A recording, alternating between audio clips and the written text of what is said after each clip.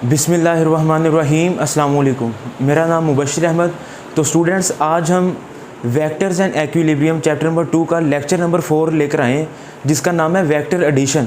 तो इसमें बड़ी अच्छी अच्छी बातें आएंगी कि ग्राफिकल मेथड भी बहुत अहम है और एनालिटिकल मेथड भी है। एनालिटिकल मेथड से मुराद है बाय फार्मूला, ठीक है, कि फार्मूला के ज़रिए भी हम वेक्टर को ऐड कर सकते हैं और ग्राफिकल मेथड के ज़रिए भी। तो आइए स्टार्ट करते हैं आज का लेक्चर। तो जी स्टूडेंट्स, लेक्चर का नाम है जी वेक्टर एडिशन। तो बेटा वेक्टर एडिशन का मतलब है जमा करना। तो वेक्टर को जमा करने के दो मेथड हैं, एक है ग्राफिकल मेथड और दूसरा है एनालिटिकल मेथड। एनालिटिकल मेथड से मुराद है बाय फार्मूला, ठीक है। दो तरीके हैं वेक्टर को जमा करने के। जिस तरह हम पढ़ते हैं ना 2 + 2 4, उसको कहते हैं अरिथमेटिक रूल। बात समझ रहे हैं? तो क्या जिस तरह स्केलर ऐड होता है तो वेक्टर भी उसी तरह ऐड होगा? सवाल पैदा होता है। नहीं, ऐसा नहीं है। 2 + 2 4 है ना, लेकिन वेक्टर को जमा करने का मेथड कोई और है। बात समझ रहे हैं कि नहीं? वेक्टर अरिथमेटिक रूल से ऐड नहीं हो सकता। तो आप ज़रा गौर कीजिएगा, वेक्टर को जमा करने के दो मेथड आ गए, ग्राफिकल और एनालिटिकल। तो बेटा ग्राफिकल मेथड का एक और नाम है जियोमेट्रिकल मेथड। ग्राफिकल मेथड का दूसरा नाम क्या है? Geometrical method. अब इसमें भी दो रूल्स आते हैं, यानी कि ज्योमेट्रिकल मेथड्स को हम दो हिस्सों में तकसीम करते हैं, ट्राइएंगल लॉ और पैरेललोग्राम लॉ। एक पॉलीगॉन लॉ भी होता है, लेकिन वो हमारी बुक में नहीं है, ठीक है, लेकिन वो एक्सरसाइज के शॉर्ट क्वेश्चन में ज़रूर डिस्कस किया गया है। तो बहरहाल इधर हम इन्हीं दो मेथड्स को यूज़ करेंगे, ट्राइएंगल लॉ और पैरेललोग्राम लॉ। बेटा वेक्टर को ऐड करना है, ये है ग्राफिकल मेथड। बेशक ट्राइएंगल लॉ है, बेशक पैरेललोग्राम लॉ है, इन दोनों के अंदर रूल कौन सा यूज होगा? Head to tail rule. दोनों के अंदर रूल कौन सा यूज होगा? Head to tail rule. ये मैंने लिख दिया है, इसको हम साथ साथ एक्सप्लेन भी करते हैं। तो सबसे पहले क्या है जी? Draw the representative lines of vectors a and b. कहता है जी वेक्टर्स ए, ये जरा देखिएगा, ट्राइएंगल लॉ हम डिस्कस करते हैं। ये है वेक्टर ए और ये है जी आपके पास वेक्टर बी। कहता है जी इसकी ना दो लाइनें ड्रा करें, वेक्टर ए और वेक्टर बी की रिप्रेजेंटेटिव लाइंस ड्रा करें। तो ये ज़रा गौर कीजिएगा, this is vector A and this is vector B. ये मैंने ड्रा कर दी इनकी रिप्रेजेंटेटिव लाइंस।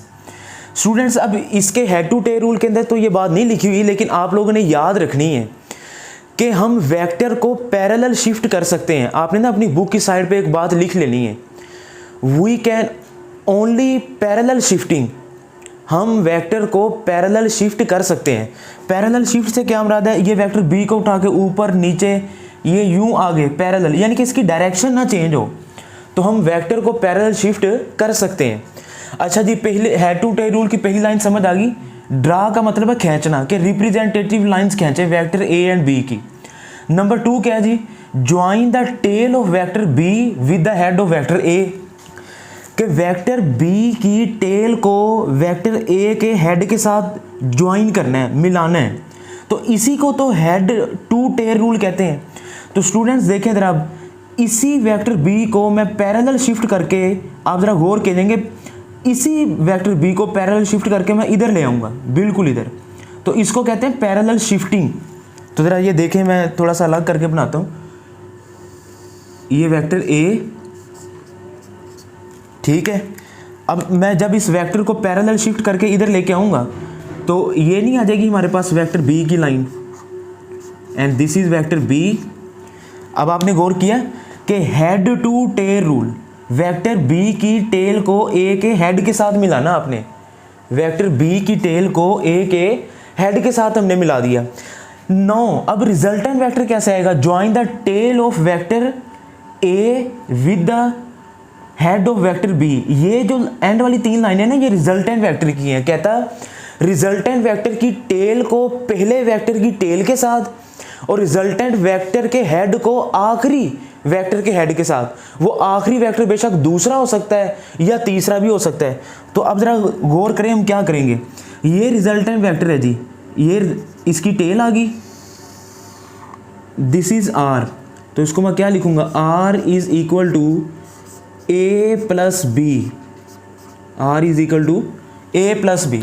तो स्टूडेंट्स ज़रा गौर करें कि जितने भी वेक्टर हैं ना, आपने वेक्टर बी की टेल को ए के हेड से मिला दिया, हेड टू टेल आ गया।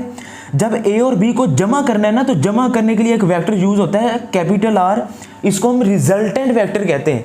इसकी डेफिनेशन भी आपकी बुक में लिखी हुई है, ज़रा वो भी नोट कर लीजिएगा आप कि आर को, अब रिजल्टेंट वेक्टर की टेल को पहले वेक्टर की टेल के साथ, रिजल्टेंट वेक्टर के हेड को आखिरी से मुराद बेशक वो दूसरा हो बेशक तीसरा हो, क्योंकि हेड टू टेल रूल में आप ज़रा साइड पे लिख लेंगे, हम लाजमी नहीं है कि 2 वेक्टर ही ऐड कर सकते हैं, we can add infinite number of vectors, 4, 5, 10, 15, 20 जितने मर्जी आप वेक्टर ऐड करते जाएं, बस हेड टेल मिलाते जाएं, ठीक है। लेकिन जब रिजल्टेंट वेक्टर की बारी आनी है ना, तो रिजल्टेंट वेक्टर की टेल को टेल के साथ, हेड को हेड के साथ कोइंसाइड करना आपने। तो बेटा इस मेथड को हम ट्राइएंगल लॉ कहते हैं। तो आप ज़रा देखें, पहले हमने लाइनें ड्रा करनी है, फिर हमने पैरेलल शिफ्टिंग करनी है। बात समझ आइए, पैरेलल शिफ्टिंग करने के बाद हेड टू टेल रूल लगाया और ये हमारा ट्राइएंगल लॉ कंप्लीट हो गया। तो अब हम आगे चलते हैं जी पैरेललोग्राम लॉ की तरफ। तो जी बेटा ये आपको ट्राइएंगल लॉ समझ आ गया ना, तो नेक्स्ट चलते हैं जी पैरेललोग्राम लॉ। मैंने आपको क्या बताया है कि बेशक ट्राइएंगल लॉ हो बेशक पैरेललोग्राम लॉ हो, बेटा इन दोनों मेथड्स के अंदर लगना हेड टू टेल रूल ही है, क्योंकि ग्राफिकल मेथड में वेक्टर को जमा करने का जो कानून है ना, जो रूल है, वो हेड टू टेल रूल ही है, सिर्फ इसके नाम अलग अलग हैं। अब आ जाए जी पैरेललोग्राम लॉ की तरफ। तो बेटा पैरेललोग्राम लॉ आपका क्या कहता है, ज़रा गौर कीजिएगा। पैरेललोग्राम में 2 वेक्टर्स ए और बी की टेल के साथ टेल को जोड़ेंगे हम। तो ज़रा आप गौर कीजिएगा मैं कैसे बना रहा हूँ, क्योंकि फिर बच्चों को ना बुक से समझ नहीं आती अक्सर। तो ये वेक्टर ए है और ये है आपका vector B, vector A and vector B. तो अब आपने गौर किया बेटा कि मैंने वेक्टर ए और वेक्टर बी की टेल के साथ टेल को जोड़ा है, ए की टेल और बी की टेल को टेल के साथ ऐड कर दिया। मैं पैरेललोग्राम लॉ समझा रहा हूँ। अब आप क्या करें, अब आप करें जी इसको यूं डॉटेड लाइन से ना मिला दें यूं, ताकि ये पैरेललोग्राम एक बन जाए। पैरेललोग्राम कहते हैं जिसकी आमने सामने वाली दोनों साइडें पैरेलल हो। स्टूडेंट्स याद रखिएगा, जब 2 वेक्टर्स आपस में टेल टू टेल जुड़े हो ना, ये वेक्टर ए है, ये वेक्टर बी की टेल से टेल जुड़ी हो, तो जो उनका रिजल्टेंट होगा वो हमेशा उनके सेंटर से निकलेगा। ये बात ज़हन में रखिएगा कि अगर वेक्टर ए और वेक्टर बी एक दूसरे के साथ एंगल बनाते हैं 90 डिग्री, तो कन्फर्म बात है कि जो उनमें से रिजल्टेंट होगा ना, वो हमेशा 45 डिग्री के एंगल पे होगा। अगर वो एंगल बनाते हैं 60 डिग्री, तो दोनों वेक्टरों का जो रिजल्टेंट होगा वो 30 डिग्री पे निकलेगा। इसका फार्मूले से भी प्रूव है, लेकिन शॉर्टकट मेथड आप ये याद रखें, अगर 2 वेक्टर टेल से टेल जुड़े हैं तो उनका जो रिजल्टेंट होगा वो हमेशा उन वेक्टर के दरमियान जो एंगल बनता है उनके सेंटर से निकलेगा। यानी कि अगर 2 वेक्टरों का एंगल है 90 डिग्री, तो रिजल्टेंट कहाँ से निकलेगा, 45 डिग्री से। तो जब मैंने ए और बी की टेल के साथ टेल को मिलाया है, अब जब इसके दरमियान रिजल्टेंट आप ज़रा देखें, ए और बी को टेल से मिलाया, तो ये रिजल्टेंट वेक्टर निकला है बेटा। ये मैं रेड कलर से शो कर रहा हूँ इसको, तो ये ज़रा देखें, this is vector R. Vector A और बी की टेल से टेल मिलाने के बाद मैंने इनके सेंटर से रिजल्टेंट वेक्टर निकाला है। अब ज़रा गौर कीजिएगा, फिर वही बात मैंने आपको क्या बताया था, सिर्फ वेक्टर में कौन सी शिफ्टिंग अलाउ है, पैरेलल शिफ्टिंग। तो अब ज़रा गौर करें बच्चे पैरेललोग्राम लॉ में। अब इसी से कॉम्यूटेटिव प्रॉपर्टी, इसको आप कॉम्यूटेटिव प्रॉपर्टी की हेडिंग भी दे सकते हैं, ठीक है। अब वेक्टर बी को ज़रा गौर कीजिएगा मेरी तरफ, वेक्टर बी को पैरेलल शिफ्ट कर दें इधर, ज़रा गौर करें। वेक्टर बी को जब आप पैरेलल शिफ्ट करेंगे ना इस पॉइंट पे, तो ये वेक्टर बी को मैंने पैरेलल शिफ्ट कर दिए, दिस इज वेक्टर बी। तो बेटा ये क्या बन जाएगा, अब आप ज़रा गौर करें, जब मैंने वेक्टर बी को पैरेलल शिफ्ट किया है, तो ज़रा गौर करें, वेक्टर ए बी की टेल को ए के हेड के साथ, हेड टू टेल रूल। अब देखें जब रिजल्टेंट वेक्टर की बारी आई थी तो क्या थी, रिजल्टेंट वेक्टर की टेल पहले वेक्टर की टेल के साथ और इसका हेड आखिरी वेक्टर के हेड के साथ। तो ये क्या बन जाएगा, R is equal to A plus B. R is equal to A plus B. तो अब ये कैसे है, मैंने B को पैरेलल शिफ्ट किया है, A को भी कर सकते हैं। अब जरा गौर करें, अब A को, इस वाले वेक्टर को A को यूं पैरेलल शिफ्ट कर दें तो ये क्या बन जाएगा, A को पैरेलल शिफ्ट कर दें, ये वेक्टर A आ गया। तो अब ये देखें फिर ये ओ, ज़रा गौर करें कि पैरेललोग्राम में ये ट्राइंगल ला भी तो कहीं छुपा नहीं हुआ।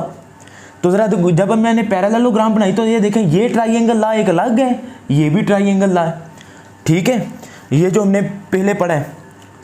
तो अब बेटा देखें ज़रा, ये वेक्टर B, A का हेड B की टेल के साथ हेड टू टेल रूल, जब इनका रिजल्टेंट मैंने देखा तो ये कॉमन रिजल्टेंट आ गया। देखिए A और B को जमा करने से भी यही लाइन आई रेड वाली, और B और A को जमा करने से भी यही लाइन बनी है। कॉमन रिजल्टेंट जो है वो कॉमन आ रहा है, A और B का रिजल्टेंट भी यही है, B और A का भी यही है। इससे क्या साबित हुआ मैं आपको बताता हूँ। तो R is equal to B plus A। बेटा इससे ये पता चला कि A plus B is equal to B plus A, इसको ब्रैकेट में लिख लीजिएगा। तो बेटा इसको कहते हैं कॉम्यूटेटिव प्रॉपर्टी। तो इधर मैं साइड पे लिख देता हूँ, हेंस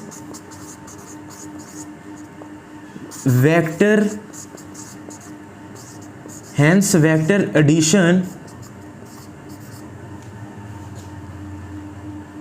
इज कॉम्यूटेटिव। ये एमसीक्यूज भी आ जाता है और शॉर्ट क्वेश्चन में भी।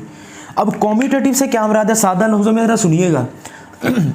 कॉम्यूटेटिव से मुराद ये है कि अगर हम दो वेक्टरों को, जिस तरह नहीं होता 2 जमा 3 5, ठीक है, और 3 जमा 2 5, कॉम्यूटेटिव से प्रॉपर्टी से मुराद ये है कि A प्लस बी या B प्लस ए के वेक्टर्स का ऑर्डर चेंज करने से रिजल्ट पे कोई फ़र्क ना पड़े।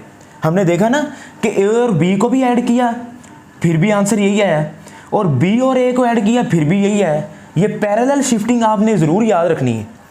तो पता ये चला कि वेक्टर्स के अंदर A प्लस बी या B प्लस ए, याद रखिएगा, in vector addition the order of vector does not matter. Vector addition के अंदर ऑर्डर कहते हैं तरतीब को, कि तरतीब, order of vector does not matter, कि तरतीब को अगर हम चेंज भी कर देना वेक्टर की तो इससे आंसर पे कोई फ़र्क नहीं पड़ता। और जब आंसर पे कोई फ़र्क ना पड़े तो मैं क्या कहूँगा, hence vector addition is a commutative. तो बेटा आपको ट्राइंगल लॉ भी समझ आ गया, पैरेललोग्राम लॉ भी समझ आ गया। इन दोनों लॉज के अंदर मेथड कौन सा है, हेड टू टेल रूल।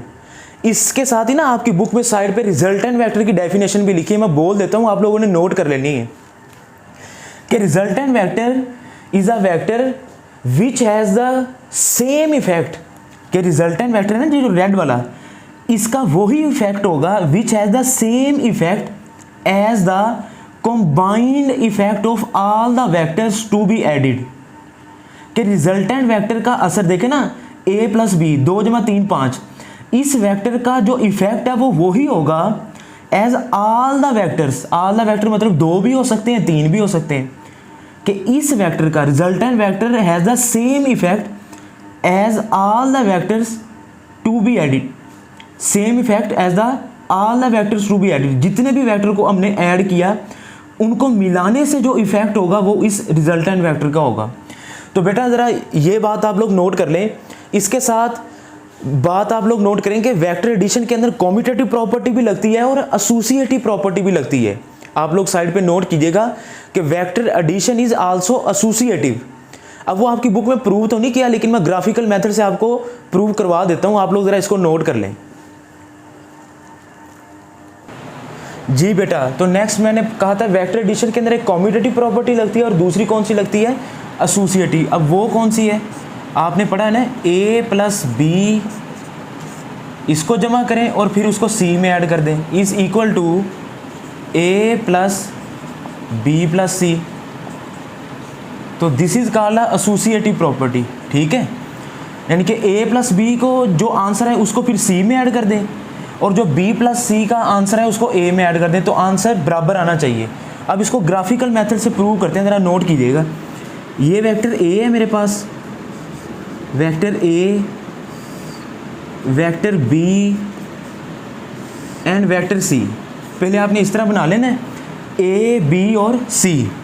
लेकिन जब रिजल्टेंट वेक्टर की बारी आनी है ना, देखें बी की टेल ए के हेड के साथ, सी की टेल बी के हेड के साथ, this is called head to tail rule. लेकिन जब रिजल्टेंट वेक्टर की बारी आनी, मैंने आपको क्या कहा था, रिजल्टेंट वेक्टर की टेल पहले वेक्टर की टेल के साथ और रिजल्टेंट वेक्टर का हेड आखिरी वेक्टर के हेड के साथ। तो दिस इज आर, ये रिजल्टेंट है। अब ज़रा गौर करें, पहले क्या करना है, ए प्लस बी, ए और बी को ऐड करना है। तो बेटा ज़रा करें आप, ये वेक्टर ए, ये वेक्टर बी, बी की टेल ए के हेड के साथ। तो अब ज़रा देखें, इसको मैं ऐसे ऐड कर सकता हूँ, तो ये क्या आ जाएगा, वेक्टर ए प्लस बी। अब आपने ज़रा गौर किया कि ए को मैंने बी में ऐड कर दिया, तो ये वाला वेक्टर आ गया ए प्लस बी। अब ज़रा देखें, जो ए प्लस बी का आंसर आया है, ए प्लस बी प्लस सी। अब ज़रा देखें, ये इसका रिजल्टेंट यही नहीं बनेगा। अब आपको ये वाला मेथड समझ आ गया कि ए प्लस बी को पहले आपने अलग ऐड करना है, ए प्लस बी प्लस सी। ये देखें, सी की टेल इस ए प्लस बी के हेड के साथ, ठीक है ना, ये इधर मिल रही है। जब इन दोनों को जमा करेंगे तो इसका रिजल्टेंट ये आ जाएगा। अब आगे चलें, अब बी प्लस सी को ऐड करें। किसको ऐड करना आपने, बी प्लस सी को। तो अब ज़रा देखिए, ये बी है, ये वेक्टर सी है, तो क्या करेंगे, ये देखें ये आ गए, तो इधर क्या आ जाएगा, बी प्लस सी। अब ये देखें, वेक्टर बी, सी की टेल ए का हेड, बी प्लस सी, ये वाला वेक्टर सही है, और प्लस ए। अब बी प्लस सी प्लस ए। अब ज़रा देखें, वेक्टर ए प्लस, देखना शुरू कहाँ से हो रहा है, ए से, vector a plus B plus c की टेल ए के हेड के साथ। तो इनका जो रिजल्टेंट है वो भी यही बनेगा।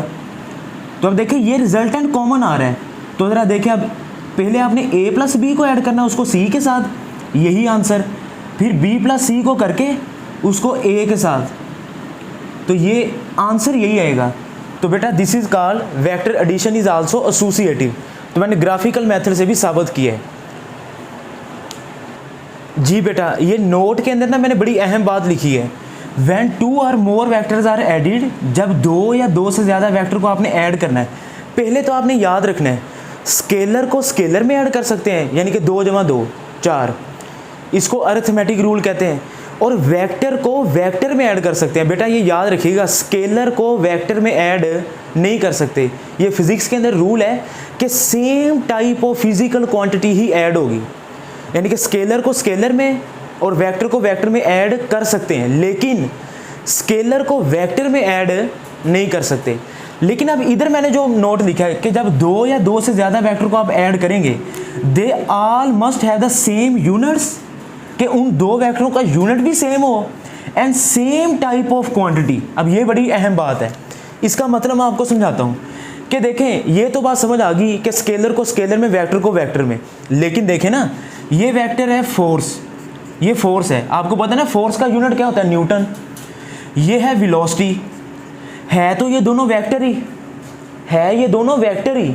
तो क्या इसका मतलब वेक्टर को वेक्टर में ऐड कर सकते हैं, जमा कर सकते हैं? बेटा ये काम नहीं कर सकते। क्यों? क्योंकि फोर्स का यूनिट न्यूटन है, वेलोसिटी का यूनिट मीटर पर सेकंड है तो ये दोनों वेक्टर ही, लेकिन इनके यूनिट सेम नहीं है, सेम टाइप की ये क्वांटिटी नहीं है। पता चला वेक्टर को वेक्टर में ऐड कर सकते हैं, लेकिन बेटा फोर्स को फोर्स में, यानी कि ये इस तरह ठीक होगा, फोर्स को फोर्स में आप ऐड कर दें, ये मेथड ठीक है।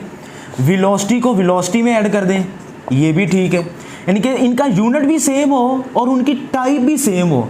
अब ऐसा नहीं है कि वेक्टर को वेक्टर में ऐड कर सकते तो वो कोई भी हो, नहीं, यूनिट भी सेम हो और उनकी वेक्टर की टाइप्स भी सेम हो, फिर ही वेक्टर को वेक्टर में ऐड करेंगे। तो ये नोट बड़ा अहम था, इसको जरा आप लोग नोट कर लें। जी बेटा, तो वेक्टर का ग्राफिकल मेथड तो हमने बड़ी डिटेल से देखा है। अब है जी वेक्टर को ऐड करने के लिए एक एनालिटिकल मेथड भी है। एनालिटिकल मेथड से मुराद है हम वेक्टर को बाय फार्मूला भी ऐड कर सकते हैं। तो बेटा वेक्टर को ऐड करने का फार्मूला, जो जनरल फार्मूला है वो नोट कर लें, r = a² + b² + 2ab cos θ। Whole का under root. This is the general formula of vector addition.